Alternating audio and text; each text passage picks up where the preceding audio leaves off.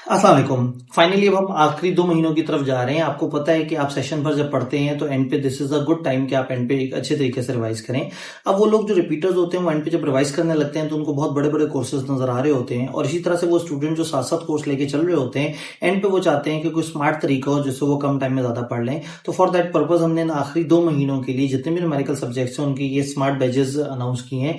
इन smart batches का फ़ायदा ये होगा कि आप लास्ट 2 मंथ्स में बड़ी तेज़ी से अपना रिवाइज़ कर लेंगे।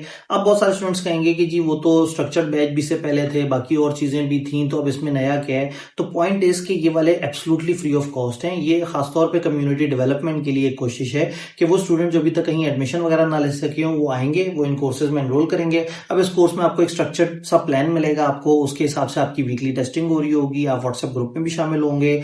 जो लेक्चर्स हैं वो टू द पॉइंट एडिट हुए हुए और इसी तरह से जो पास्ट पेपर्स के सवाल और जो प्रैक्टिस क्वेश्चन हैं उसमें भी हर टॉपिक में से काम के वो वाले सवाल जिनसे आपके पूरे टॉपिक की थॉरो प्रैक्टिस होती है। तो इसको कोशिश की है कि इतना स्मार्ट रखें कि लास्ट 2 मंथ में अगर कोई भी स्टूडेंट अपना सिलेबस खत्म करना चाहे तो वो कर ले और एंड ऑफ सेशन के करीब इसमें एमसीक्यू प्रैक्टिस और बाकी जो रिवीजन क्लासेस हैं वो भी ऐड हो जाती हैं और by the end of this all activity आप एक मॉक देते हैं पेपर से 1 हफ्ता पहले और उससे आप अपनी सारी तैयारी को कंप्लीट कर लेते हैं।